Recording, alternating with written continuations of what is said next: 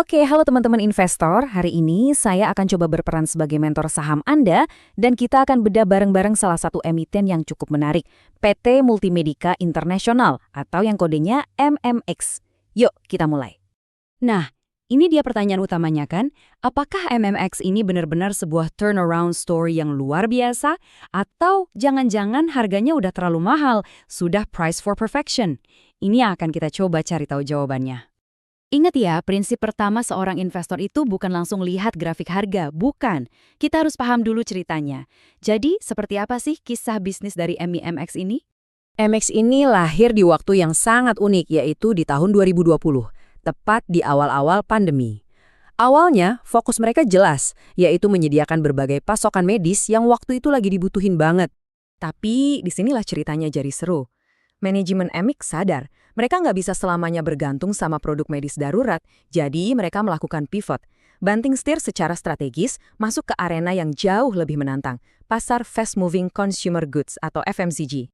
Jadi sekarang, MX ini punya beberapa mesin uang. Ada segmen perawatan bayi dan anak dengan merek jagoan mereka, MIU Baby. Ada juga produk perawatan pribadi, merek lisensi internasional, dan tentu saja sisa-sisa bisnis medis mereka yang masih jalan. Ceritanya menarik ya, tapi cerita bagus nggak ada artinya kalau nggak didukung angka yang bagus juga. Oke, sekarang saatnya kita kotor-kotoran, bedah laporan keuangannya. Coba lihat data tahun 2024. Laba bersihnya anjlok dalam banget, minus 92,7%. Ini adalah biaya dari transisi bisnis mereka. Pindah haluan bisnis sebesar itu ya jelas nggak mudah dan nggak murah. Inilah bukti nyatanya. Tapi coba lihat setahun berikutnya. Ini dia yang disebut pembalikan keadaan. Dari yang tadinya rugi 18,5 miliar di Q3 2024, mereka berhasil balik untung 2,1 miliar di Q3 2025. Pendapatannya juga naik kenceng. Pertanyaannya, kok bisa? Nah, ini rahasianya. Gak ada sihir di sini. Yang manajemen lakukan adalah kembali ke dasar-dasar bisnis yang sehat. Tekan biaya di mana-mana, pilih produk yang marginnya lebih bagus, dan perkuat jaringan distribusi. 3 langkah fundamental yang membuahkan hasil. Selain memperbaiki fundamental, MX juga melakukan sesuatu yang bikin investornya senyum.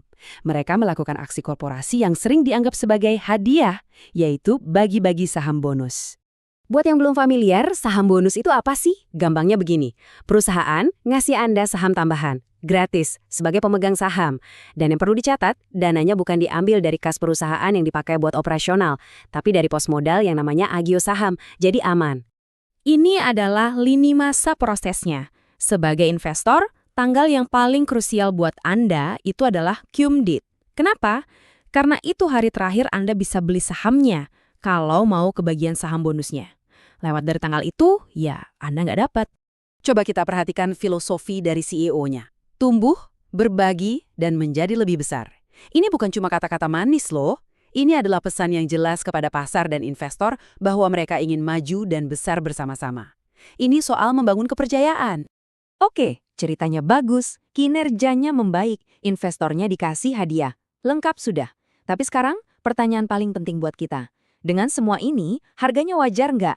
Yuk, kita masuk ke valuasi.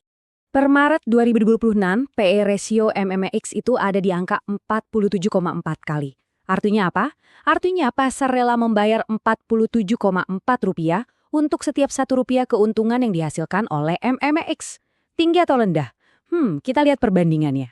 Sebuah angka PE itu nggak bisa berdiri sendiri. Kita harus bandingkan dengan apel yang lain, yaitu rata-rata industrinya. Dan ternyata rata-rata PE kompetitor MMX itu ada di angka 29 kali. Jauh di bawah MMX. Grafik ini memperjelas semuanya. Lihat, jomplang kan, valuasi MMX dihargai jauh lebih premium. Ini berarti pasar menaruh ekspektasi yang sangat tinggi terhadap pertumbuhan MMX di masa depan. Pasar percaya MMX akan tumbuh jauh lebih pesat dari pesaing-pesaingnya. Nah, sekarang kita sampai di bagian paling penting buat Anda sebagai calon investor. Kita harus menimbang dua sisi mata uang. Peluangnya apa dan resikonya apa? Mari kita lihat satu persatu. Oke, ini sisi cerahnya atau bull case-nya. Pertama, mereka fokus di pasar perawatan bayi yang terus membesar. Kedua, kue pasar FMCG Indonesia sendiri diproyeksi makin gede. Ditambah lagi ada potensi ekspansi dan sahamnya jadi lebih liquid. Ini semua adalah katalis positif.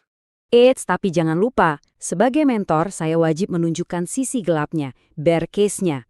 Kompetisinya ini bukan main-main, lawannya itu raksasa, kayak Unilever. Valuasinya yang sudah premium juga jadi pedang bermata dua. Kalau pertumbuhannya meleset sedikit dari ekspektasi, harganya bisa terkoleksi dalam. Ini risiko yang harus Anda ukur. Jadi, kita kembali ke pertanyaan awal. Di satu sisi ada cerita turnaround yang sangat meyakinkan. Di sisi lain ada harga premium yang menuntut pertumbuhan luar biasa. Bola sekarang ada di tangan Anda. Coba tanyakan pada diri Anda mana yang lebih berat timbangannya buat Anda, risikonya atau potensi imbalannya. Keputusan investasi terbaik adalah yang sudah Anda pertimbangkan matang-matang.